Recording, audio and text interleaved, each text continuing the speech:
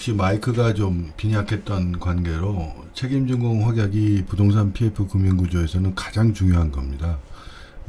그래서 책임준공 확약에 대한 추가적인 개정판을 마련했어요. 책임준공 확약이라는 게 뭐냐면 아까도 말씀드렸듯이 나대지에서 내가 PF 대출을 해주니 건물이 세워진 거죠. 그래서 금융학적으로 보면 그 세워진 건물을 기초자산으로 대출이 나가는 것을 부동산 PF라고 합니다.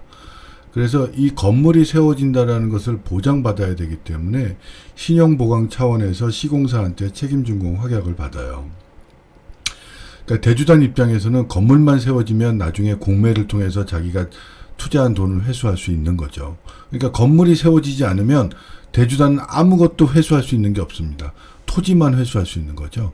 그래서 대주단의 금융구조, 부동산 PF의 대주단의 금융구조에서 담보물인 건물이 세워지냐 안 세워지냐가 가장 중요하고, 그래서 신용보강으로 시공사한테 네가 만일 해당 기간 내에 나한테 담보물을 양도하지 못할 경우 모든 채무를 인수한다라는 것을 보증받습니다. 바로 이것이 책임준공 확약이죠. 그래서 그 부동산 PF의 가장 중요한 그 금융구조는 이 책임준공 확약이 처음부터 끝까지 가장 중요한 겁니다. 그래서 책임준공 확약의 종류가 1군 시공사는 아까도 말씀드렸듯이 회사채를 발행하고 회사채 발행 신용등급이 A-예요. 왜냐하면 채무를 인수해야 되는데 뭐 몇천억을 그냥 현금을 쌓아둔 회사들은 별로 없거든요. 그러니까 채무를 어떻게 인수할래? 나 회사채 발행해서 인수할게. 너 회사채 팔려? 신용등급 A-야. 한 20개밖에 안 됩니다. 실제로. 도급순위로 100위 안에 들었다고 1군 시공사가 아니라고 말씀드렸죠. 그 20개인데 예를 들면 서희건설 신용등급이 BB예요. 회사채 발행하지도 않습니다. 그래서 1군 시공사 아니에요. 두산건설 회사채는 발행하는데 신용등급이 BB입니다. 안 됩니다. 계룡건설 신용건설도 신용등급도 BB고 회사채도 발행하지 않습니다. 그래서 1군 시공사가 아니에요. 그러니까 이런 시공사들은 사람들이 뭐 매출이 2, 3조 원이 된다고 1군 시공사인 줄 알지만 1군 시공사가 아니어서 민간 PF를 할 수 없는 형태입니다. 그래서 이런 시공사들을 위해서 회사채도 발행하지 않고 회사채 신용등급도 뭐 A- 등급이 아닌 회사들을 위해서 신탁사가 자기네 신용등급 A-, A0 이런 신용등급을 이용해서 대신 책임준공 확약을 해줍니다. 이게 책준이라고 말씀드렸죠. 그래서 만일에 시공사가 해당 기간 내에 담보물을 전하지 못할 경우에 신탁사가 그 연체료를 부담하고 또는 시공사가 부도났을 때 새로운 시공사를 넣어서 담보물을 대주단한테 전달하겠다. 이게 신탁사 책임준공 확약입니다. 그러니까 시공사가 기한이익 상실을 당하는 디폴트가 났을 때 대신 이거를 보증하니까 소위 말하는 크레딧 디폴트 스왑의 일종이죠. 그런데 이 신탁사 책임준공 확약은 좀 특이한 거는 보존 등기가 나오면 책임 면탈이 되는 게 아니라 사용 승인이 나오면 책임이 면탈됩니다.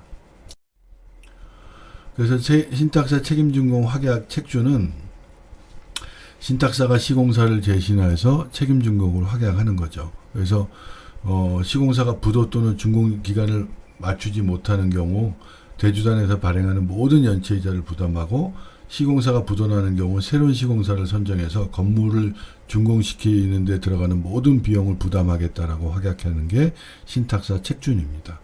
그래서 보통은 매출액의 2%인데요. 요즘은 경쟁이 붙어서 1.5%까지 하더라고요. 그리고 그래도 KB부동산 신탁은 최저 책준 수수료를 10억으로 산정하고는 있습니다. 그래서 이 구조도는 어떻게 되냐면 책임준공 보증을 하죠. 시공사는.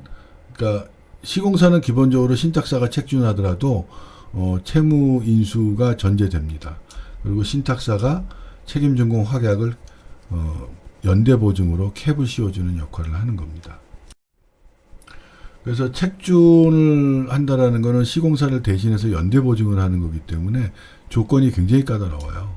그래서 도급 능력, 그래서 공사비가 전년도 매출액의 2분의 1 이하만 자기네가 하십니다. 그러니까 예를 들면 공사비가 300억이다.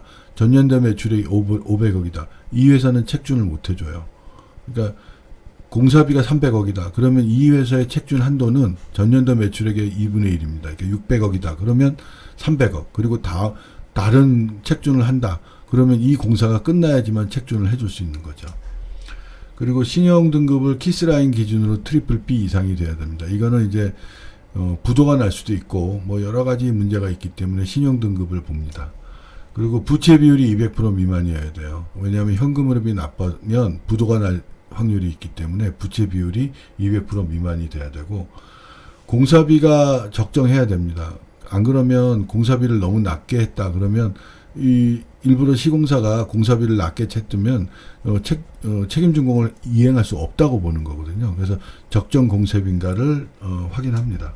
그리고 이제 공사기간이 적정한지, 왜냐하면 아까도 말씀드렸듯이 책임준공 확약이라는 건 해당 기간 내에 담보물을 전해줘야 되는데 공사기간이 너무 짧다 그러면 이거 전해주질 못하니까 그런 겁니다.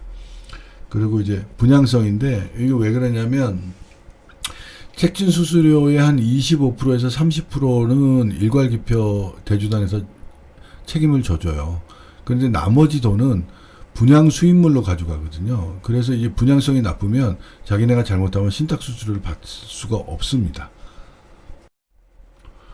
책증 가능 신탁사는요. 증권사 PF는 금융주주 신탁사 7개사에서 책임준공 확약하는 것만 받아줍니다. 그래서 KB, 하나, 아시아, 국제, 생보, 대신, 한투 이 이외의 신탁사들에서 책임준공 확약하는 건 받아주지 않습니다. 근데 이제 새마을금고는 14개 신탁사 아무 곳이나 상관없이 해주죠. 책준의 역사는 지금 박용갑 본부장 대우가 처음에 KB부동산 신탁에서 처음 시작했어요. 그리고 2016년 준공 후에 책준이 면책됐죠. 예, 그래서 근데 이제 2016년에 이 KB부동산 신탁이 책준을 활성화하니까 한자신, 뭐 그다음에 한토신 이런 데서 금감원에 이의를 제기했어요. 책준은 신탁사 사업이 아니다. 그런데 반대가 됐죠. 책준은 신탁사 사업이고 한토신, 한자신에서 하는 블라인드 펀드로 ABA를 조달하는 것은 안 되고 그 다음에 미분양 담보 확약 같이 매입 확약도 신탁사 고유 업무가 아니다. 그래서 오히려 KB부동산 신탁은 흥하고 한자신, 한토신은 곤란한 지경에 빠졌던 것입니다. 그리고 2017년에 본격적인 책준 사업을 시작해서 하나자산 신탁이 참여했습니다. 그래서 2018년에는 책준 시장이 급성장돼서 하나다오라고 KB가 거의 2조 원씩 했어요. 그리고 이거는 기본적으로 아까도 말씀드렸듯이 크레딧 디폴트 스왑, 그러니까 차주가 디폴트, 파산이나 부도에 처할 경우에 대신 연대 보증해주는 그런 크레딧 디폴트 스왑입니다. 그래서 정리를 해보자면 책임준공 확약은 대주단에게 시공사가 기간 내에 담보물을 제공하지 못하는 경우 채무를 인수한다는 확약이에요. 그리고 신탁사 책준은 신탁사가 시공자 대신 책임준공을 확약하는 거고요. 책준 수수료는 매출액의 2%입니다. 그리고 사연 승인 완료 시 책준이 면탈되는데 아까도 말씀드렸듯이 부동산 PF에서 책준은 가장 중요한 금융 구조입니다. 왜냐하면 책준을 하지 못하면 대주단은 엑식 구조가 안 나와요. 예를 들면 건물이 세워지면 그 건물을 공매도해서라도 자기가 투자한 돈을 회수할 수 있는데 건물이 세워지지 않으면 대주단은 회수할 방법이 없는 거죠. 그래서 이 책준이 부동산 PF에 꼭 필요한 필수 불가결한 그러한 요소입니다. 감사합니다.